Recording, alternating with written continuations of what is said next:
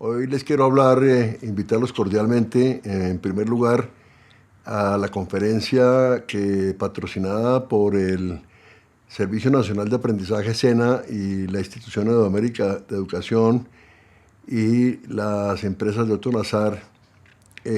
Dictaremos el próximo 25 de junio a la hora entre las 9 de la mañana y las 12 del día. Si ustedes quieren saber más de esto, por favor me escriben a mi correo o a mi WhatsApp o al dato que tengan. Y les quiero adelantar un poco lo que trataremos en dicha conferencia. Vamos a hablar, el tema que me ha tocado a mí se trata de los avalúos después del COVID-19. Lo primero que tengo que decir es que los avalúos son durante, antes y después de la pandemia. ¿Por qué? Porque la enfermedad está demostrando que no tiene un comportamiento tan regular. Yo en eso sigo mucho a un amigo de la infancia que es el doctor Diego Rosselli, experto en el tema. Y pues dicha enfermedad no sabemos a la fecha cuál va a ser su final. Entonces, lo que estamos viendo es una serie de aperturas de sectores económicos. Otros han estado abiertos durante todo el tiempo de la cuarentena, como la salud, como la distribución de comida, como las necesidades esenciales. Y pues no sabemos cuándo realmente podremos estar en lo que llaman la nueva normalidad. Entonces, se trata del análisis de qué va a pasar con los valores de los activos.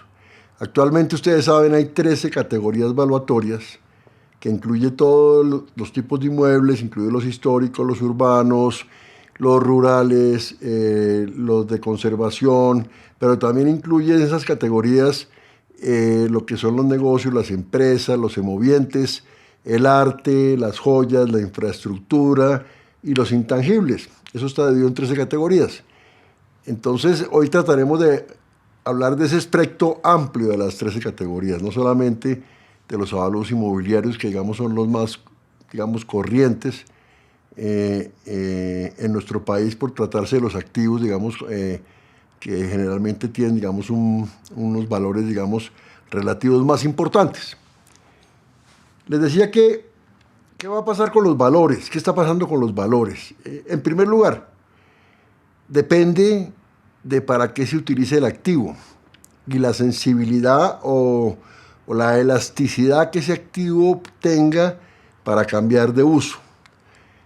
Por ejemplo, se habla mucho de que los temas activarios relacionados con hotelería, restaurantes, bares, etcétera, van a ser los más demorados en ser nuevamente ocupados y van a ser los más demorados en volver, a recuperar su nivel de rentas. Esto es muy importante.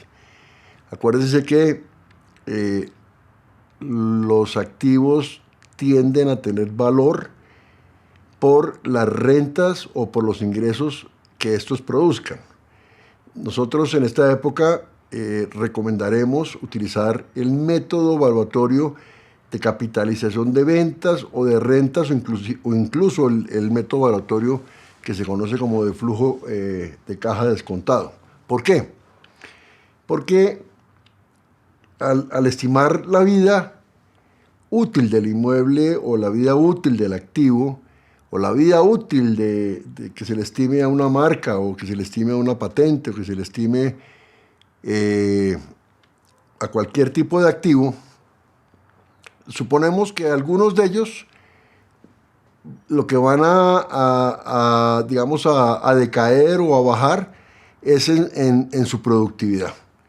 Entonces, si un inmueble le quedan 30 años de vida útil, uno podría suponer que la menos renta que ese inmueble va a obtener sea por los próximos 2 o 3 años. Pero en adelante uno debería suponer que dicha rentabilidad paulatinamente va a volver a los niveles en que estaba antes del COVID-19. Entonces, fíjense que la variable tiempo es muy importante en el tema de activario. Porque si usted le hace un examen a la fecha, por ejemplo, por la investigación, solamente investigando el mercado relativo a la demanda y oferta de ese activo, es muy posible que usted va a encontrar que los precios de activos similares hayan bajado. Entonces, la necesidad de la gente va a ser, y muchas veces la presión de bancos, del sector financiero va a hacer que la gente venda sus activos a menos precio, pero esto no quiere decir definitivamente que hayan bajado de valor. Es una circunstancia especial. Necesito vender para poder pagar una serie de gastos, porque desafortunadamente me quedé sin puesto, me quedé sin empresa. Ojalá que esto no pase tanto. Es un tema en el que somos muy solidarios. Pero, digamos, recordar que valor siempre valor es diferente a precio.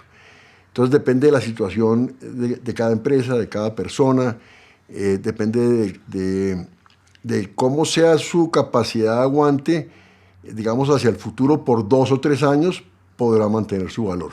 Pero lo que les decía es que en el sistema de capitalización de rentas, o de ventas, o de ingresos, o de flujo de cajas contado, se deben calcular flujos a mediano o largo plazo, que al traerlos al valor presente neto, pues ustedes lo que van a tener que hacer es hacer una baja sustancial en esas rentas o esos ingresos durante 2 o 3 años, pero pueden estimar que va a haber una recuperación, digamos, a partir del tercer o cuarto año. ¿Qué hacer mientras tanto? ¿Qué hacer mientras tanto? Esto es una idea novedosa. Ustedes ya conocen las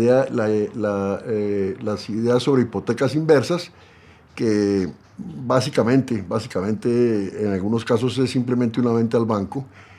Vamos a ver cómo resulta esto. Yo diría que esto le corresponde más al sector financiero público, o sea, al sector financiero oficial, le corresponde más al Banco Agrario, le corresponde mucho más al Fondo Nacional del Ahorro, le corresponde muchísimo más a la Corporación Financiera Nacional, dependiendo del activo que sea y de cómo se pueda esquematizar el tema. Pero hay alternativas. El sistema fiduciario y el sistema de titularización de activos en Colombia está muy desarrollado. Así de esa manera se construyeron la mayoría de los hoteles, por ejemplo. Así de esa manera se construyeron cientos y cientos y cientos de viviendas con los encargos fiduciarios de preventa. Así de esa manera se pudieron constituir muchas APPs y pues, se pudieron constituir muchas concesiones, y de esa manera la gente se puede asociar más fácil. Y entonces nuestra idea ahora es que los activos, si la gente no quiere refinanciar, si la gente no quiere entrar en estado de insolvencia, si la gente no quiere reestructurar, pues simplemente los activos se pueden titularizar. Cualquier tipo de activo se puede titularizar, hacer un contrato a unos plazos y en un tiempo más o menos de 5 años, donde los acreedores van a tener como garantía la parte que les corresponda a esos títulos, pero no solamente eso.